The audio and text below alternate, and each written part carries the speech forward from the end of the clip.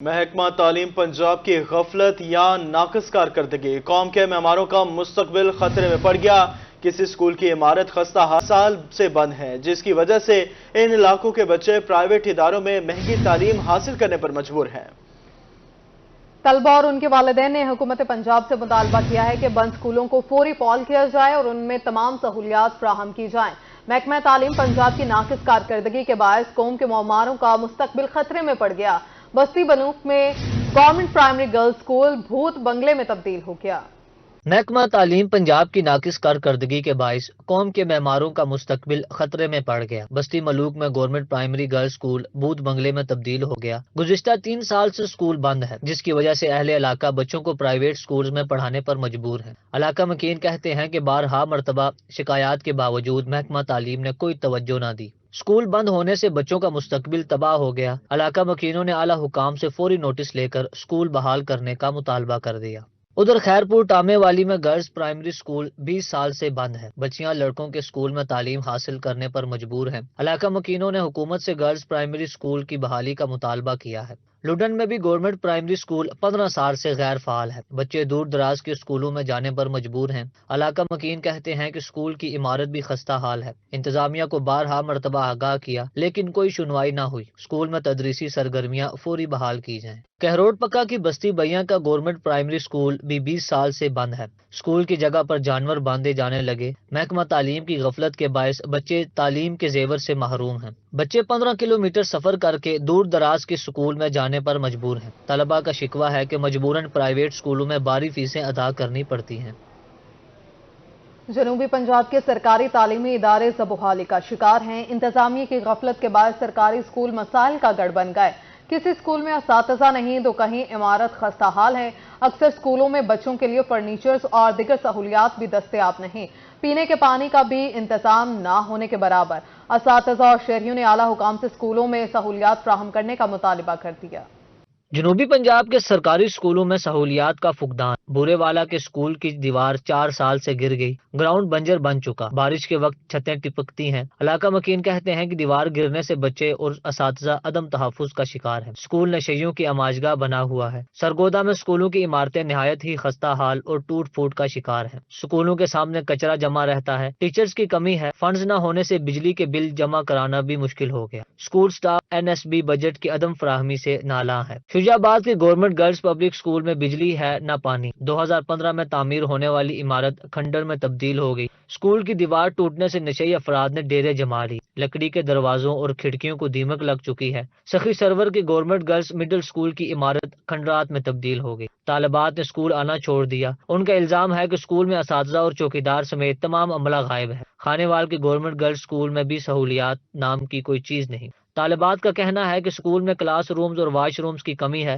گندا اور مضر صحت پانی پینے پر مجبور ہے۔ CEO ایجوکیشن کا موقف ہے کہ فنڈز کی عدم فراہمی کی وجہ سے مسائل ہیں۔ خانپور کے گورنمنٹ پرائمری اسکول BTM کی بلڈنگ خستہ حالی کا شکار۔ اسکول میں واٹر فلٹریشن پلانٹ ہے، نہ ہی صفائی کا کوئی نظام۔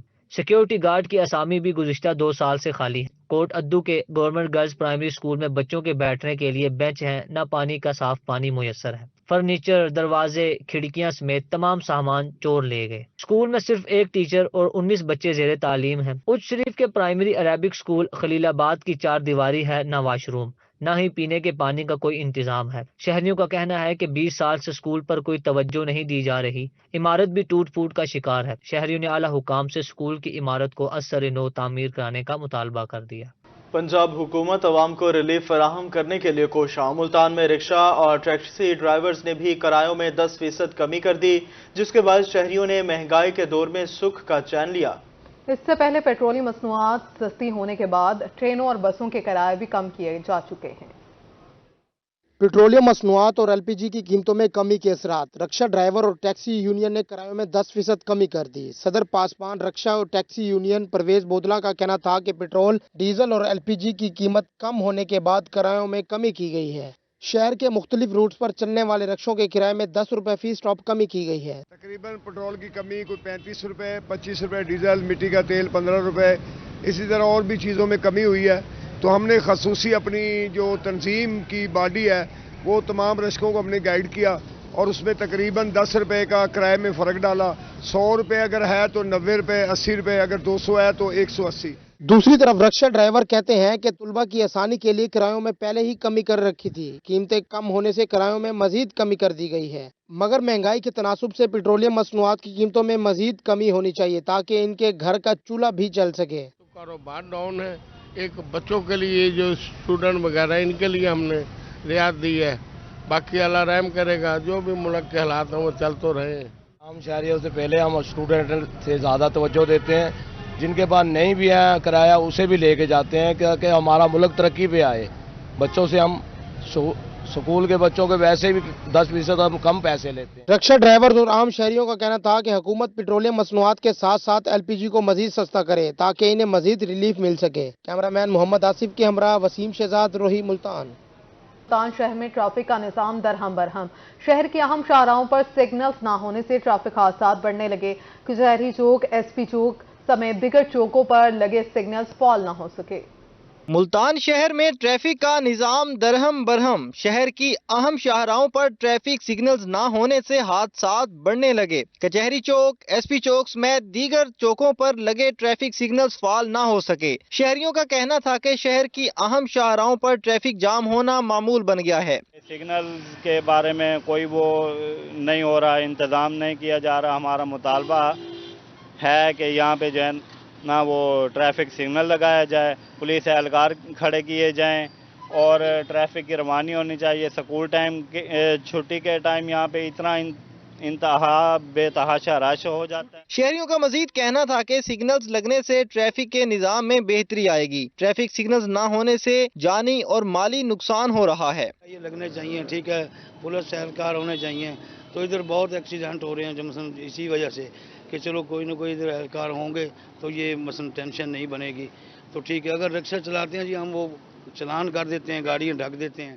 شہریوں نے حکومت سے مطالبہ کیا ہے کہ ٹریفک سگنلز کو فعال کیا جائے. کیمرامین ارشد گجر کے ساتھ رانا بلال، روہی، ملتان. آگے بڑھے اور آپ کو بتائیں کوٹ مٹھن شہر آج بھی بنیادی سہولیات سے محروم. شہری شناختی کارڈ کے حصول کے لیے راجن پور جانے پر مجبور ہیں.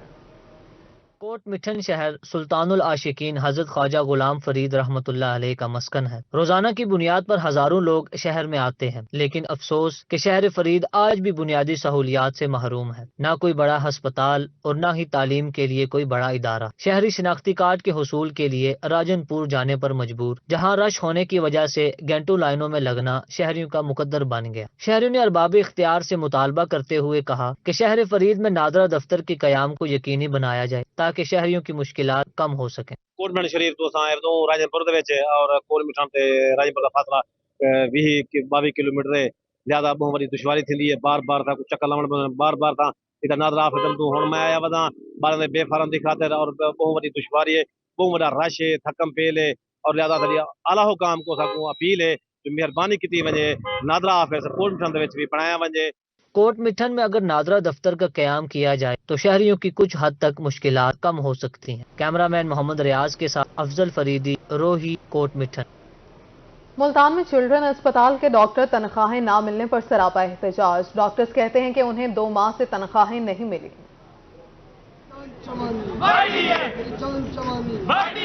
ملتان میں چلڈرن کمپلیکس کے ینگ ڈاکٹرز تنخواہیں نہ ملنے پر سراپا احتجاج بن گئے. ینگ ڈاکٹرز نے احتجاج کرتے ہوئے ہسپتال کی OPD اور آؤٹ ڈور کو بند کرا دیا.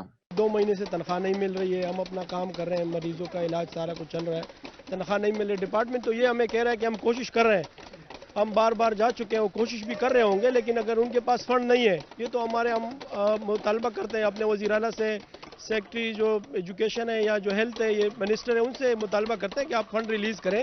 احتجاجی ڈاکٹرز کا کہنا تھا کہ ہماری 2 ماہ کی تنخواہیں روکی ہوئی ہیں. ہم لوگ ہاسٹل میں رہتے ہیں، گھر بھی پیسے بھیجنے ہوتے ہیں، لیکن ہماری کوئی سن نہیں رہا. بہت سارے مسائل ہیں جن کا تدارک ہونا چاہیے اور اب ہماری آواز بنیں گے، یقیناً بنیں گے. جس طرح آپ یہ کہتے ہیں کہ ڈاکٹر یہاں ڈیوٹی پہ ہونا چاہیے، نہیں ہے، آپ آواز بلند کرتے ہیں، اس طرح آواز بلند کریں کہ ڈاکٹر اپنی ڈیوٹی پہ موجود ہے، بغیر تنخواہ کے موجود ہے، ان مشکل حالات معاملات میں موجود ہے. جس طرح 10 بیڈ پہ ہمیں 110 مریضوں کا علاج کر رہے ہوتے ہیں، ہم تو تنخواہ 10 مریضوں کی لے رہے ہیں نا، ہمیں وہ 10 مریضوں کی ہی نہیں دی جا رہی تنخواہ. سیلریاں نہیں ملی یا کچھ نہیں ملا.